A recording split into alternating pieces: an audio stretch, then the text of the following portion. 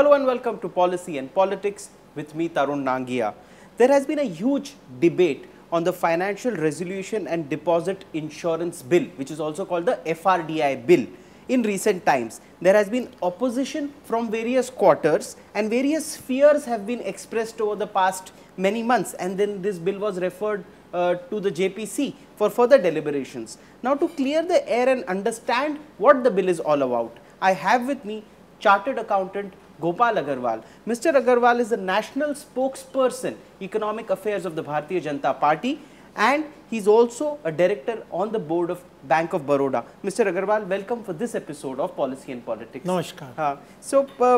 If I want to start from the beginning, the government had in its mind three specific things in the financial sector: Bank Board Bureau, Insolvency and Bankruptcy Board, and the FRDI, and government's endeavor to reduce the multiplicity of regulators. So, I would like to ask you is that how did this process start since 2014 and where have we reached till today? The issue has its genesis from the Financial Sector Legislative Reform Commission. Okay. Because India needed lot of reforms in the financial sector.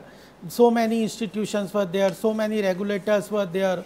There was a complexity and in the financial instruments, new instruments were coming. So, there was a committee which was set up under and its recommendation came from Financial Sector Legislative Reform Commission, and it had recommended the four issues that you mentioned. And on that path, the government went ahead, Narendra Modi government, our government went ahead, and the first thing that it did was it segregated the position of the CEO, MD and the chairman. Chairman of the bank board was made a non-executive post, and almost all the PSB now have an independent chairman which is a non-executive post, and other thing is the SCMD, this CEO and the managing director. The second important that reform that it had suggested was the Insolvency and Bankruptcy Code, because there a lot of NPA had accumulated over the period.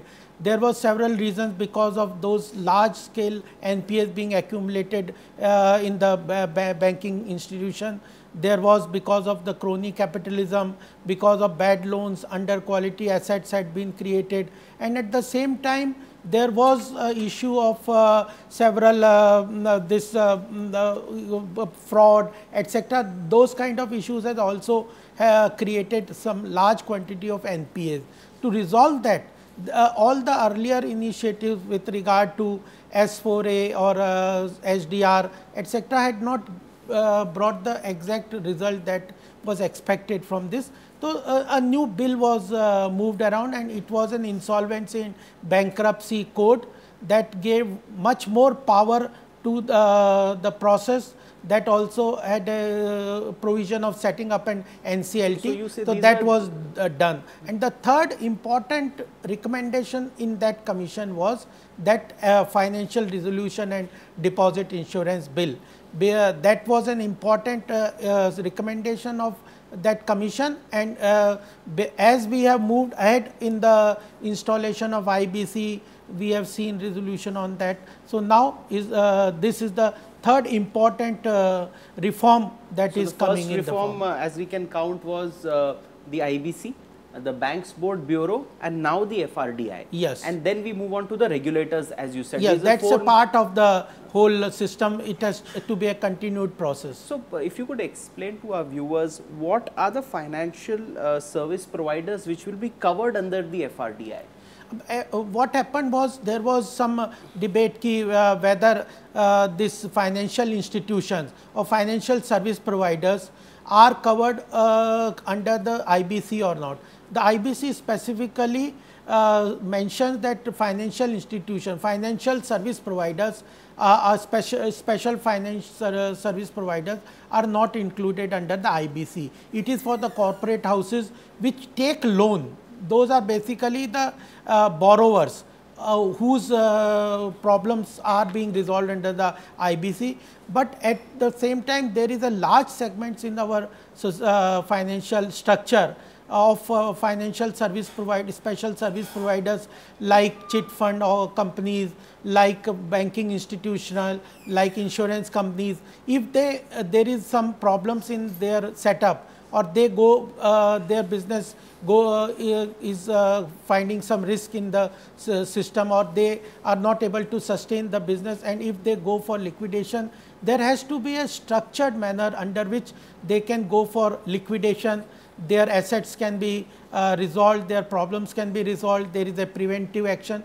All these clauses required a complete set of new bill, and those provisions for liquidation of these special service providers, all categories, whether insurance companies, for banking companies, whether it is chit fund companies, or whether there are schemes where plantation companies, wherever any organization which is taking deposit from the public and working in the financial field are covered under the FRDI. So basically, for our common viewers to understand, all these companies which give ads telling people to deposit money and they will give them attractive returns of interest, they will all be covered under the this FRDI Act when it comes into force. Yes. So, the act, the bill speaks about systematically important financial institutions. Now, what will be this systematically important financial institutions?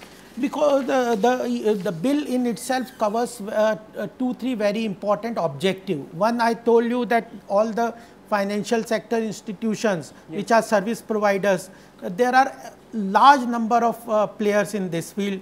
It may be a company which may be taking a small deposits from the public, and there are companies which are very large, which have spread over such a large geographical area, and they are collecting huge deposits from the public. So, important objective of this bill was to cover those institutions, provide for the safety of the depositors' money, bring transparency in case they go for liquidation or there is a failed business, how their assets will be distributed to different categories of stakeholders, and at the same time government comes out with a preventive mechanism, so that there is a preventive corrective mechanism. There is a early warning system, and large organizations which are taking huge deposits from the public, there is an extra surveillance on them, there is an extra regulations on them. So, the government in this bill provides for this systemically financial institutions. There is a criteria under which they say that out of so many financial institutions, we should segregate institutions which are large in size, they have large deposits into, they have taken huge deposit from the public. At the same time, there is an integrated funds flow between various institutions like insurance companies, like banking institutions, which have taken huge deposits, and their existence or their failure will completely have a large implication on the financial sector. I am getting a sense from you. You are saying that financial institutions that accept huge amount of money from common people, they will be under a special watch as to the movement of money in those institutions. There is a talk of a GC that will keep this oversight. What is this body called GC which will keep an oversight on these financial institutions? That is a corporation which will act as a resolution corporation which will oversee on this.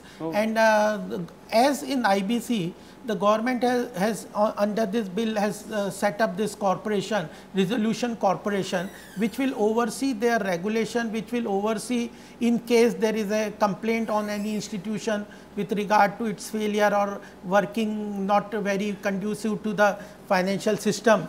So, those complaints, it can come, it can go for preventive action. It is a regulatory mechanism and dissolution mechanism which will oversee this. So, the GC is a regulatory body which will oversee all these banks once the FRDI bill comes into force. So, if we take this ahead, if you see cooperative credit societies, which are also financial institutions in their own manner, they are left out of the FRDI bill. Why is that so, and any particular reason why they are not covered under FRDI?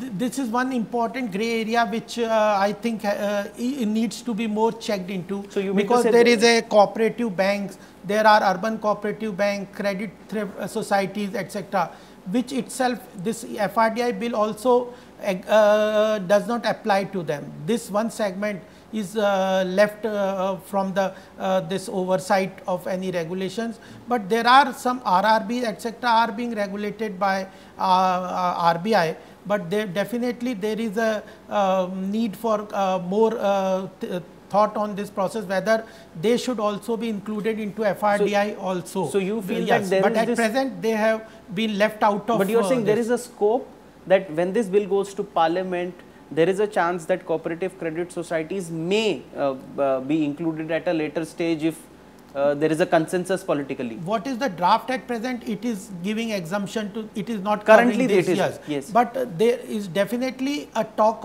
in the system that they should also be covered under this FRDI bill. So there is talk in the system. Yes. Now, coming to the objective of the FRDI, if you can lay out in about 5-6 points, what is the objective of the FRDI specifically? The important objective is, at present there are 2-3 important objectives of FRDI bill, which is clearly mentioned in the statement of objective which was presented in the Parliament, was that at present there is no specific law for resolution of financial service providers liquidation. At present no law specifically provides the mechanism through which financial service providers can be liquidated in a transparent way. Though there are several acts like Banking Act, Insurance Act and various acts covers some portions, some specific portions of liquidation of those particular institutions.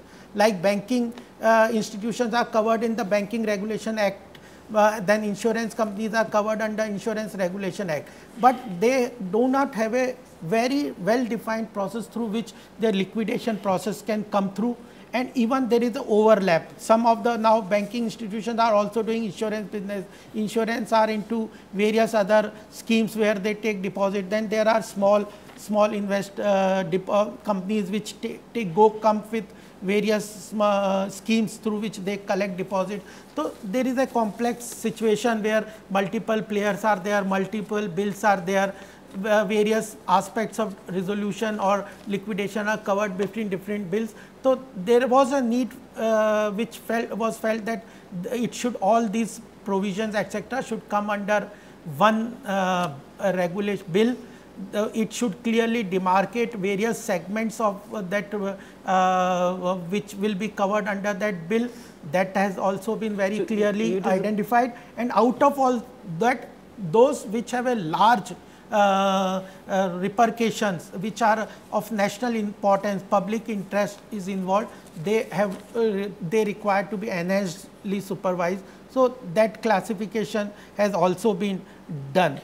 So what I am seeing it as, you are telling me earlier there were some 4-5 bodies looking partly about these non-banking financial institutions and people who collect deposit, these organizations who collect deposit from people, but now there will be just one body, and these organizations will be watched by that body, which is the GC. That is the body once the act comes into force, when it is FRDI bill is passed in Parliament. Currently, and 2-3 important other objectives are also there in the FRDI bill. Its most important is that when people give deposit to various service providers, there is they have a deposit which is at present not fully insured.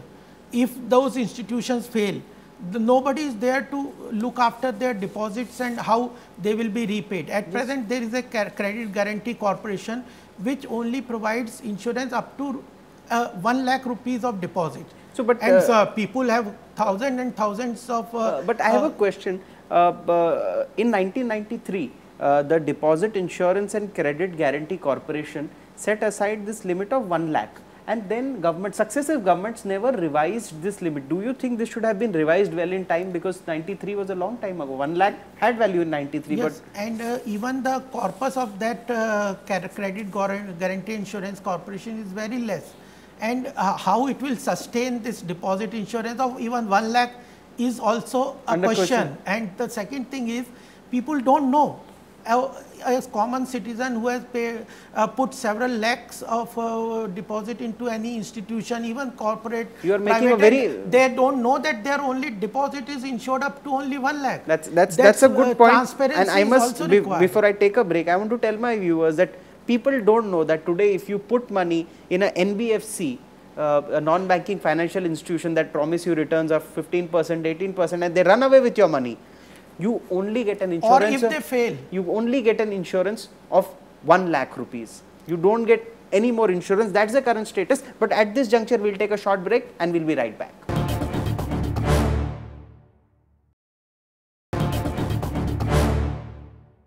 Welcome back. Just before the break, we had Mr. Agarwal sharing with us that if the NBFC, the non-banking financial institution or corporation in which you invest your money, if it runs away with your money or if it fails, then you are only insured up to 1 lakh under the existing laws. But the FRDI bill, which is currently gone to the Joint Parliamentary Committee and will be tabled in Parliament soon, what changes will this bring? Mr. Agarwal, could you please share with us what changes will be brought in once this bill One thing I would like to clarify is that NBFC are regulated under the RBI. Yes. These are financial service provider other than NBFC, right?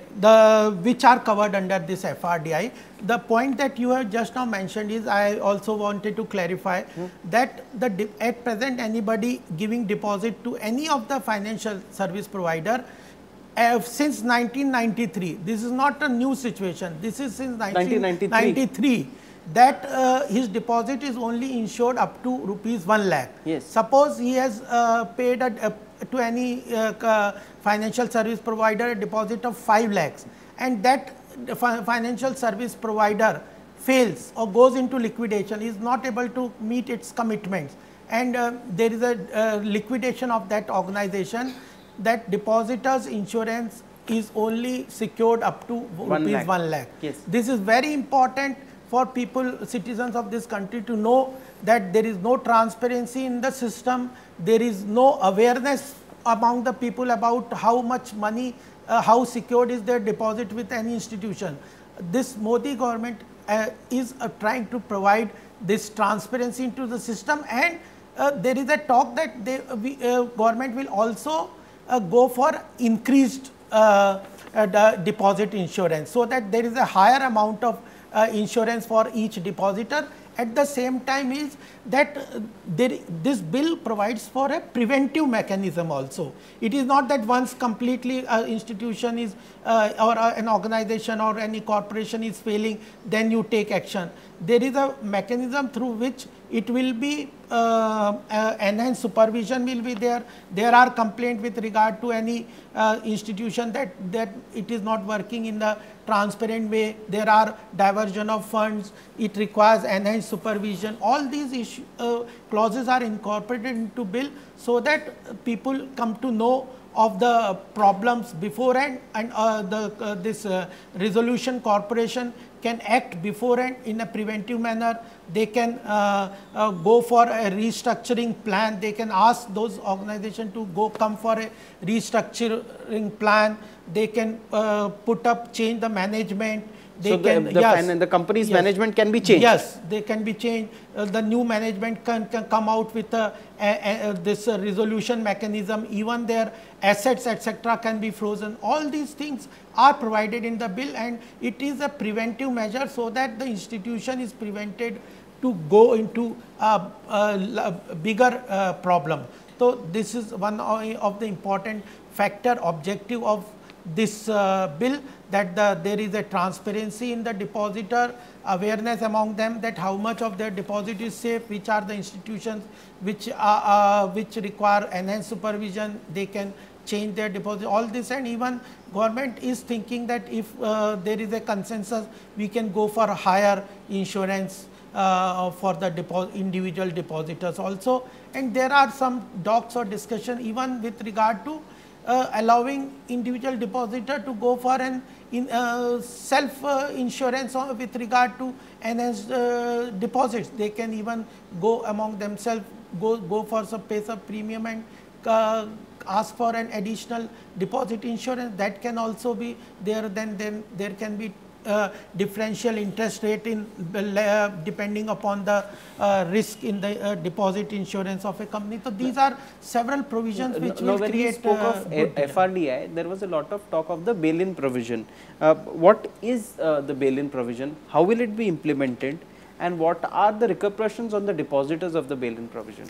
Yes, it's along with the deposit insurance, there is a issue with regard to bail-in. Bail-in means when an this financial service provider goes into a liquidation, there are it has a limited resources, it has fixed resources that have to be distributed among various stakeholders or creditors, various vendors, employees. All these have a claim on the assets of that company. So, the government has now under this FRDI provided a mechanism through which these assets can be distributed among various segments, how much it will go to the secured depositors, how much it will go to employee, what is the status of unsecured depositors, how much amount he will get if that liquidator will decide that the resources are not sufficient to make full repayment to all its creditors or all its depositors, how much haircut each depositor will have to take,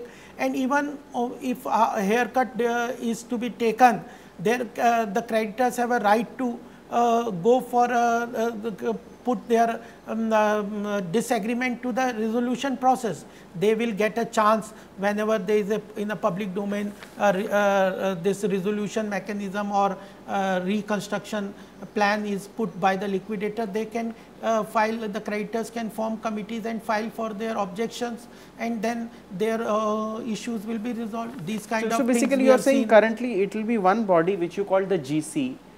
People will then approach the GC that this company has failed, we have kept money in this company and now we want to basically access our own funds, and then they can file cases or appeal to the GC for their own. No, this is not, that is the mechanism within the IBC.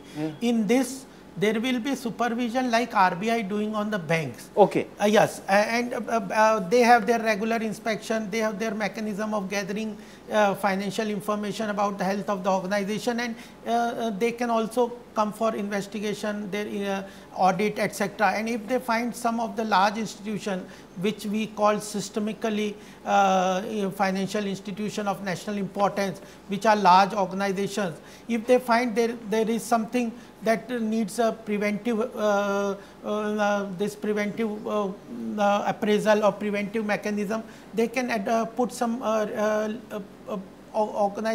individuals who can look into the affairs and set them right. This is one part of it, and once the liquidator or one person is this administrator is appointed, he can come out with various issues, and people can file to him. The people will come to know. If this bill is really simplifying things, as you are saying, that the corporation will regularly keep oversight on the banks, then why was there some hue and cry by certain people about the bill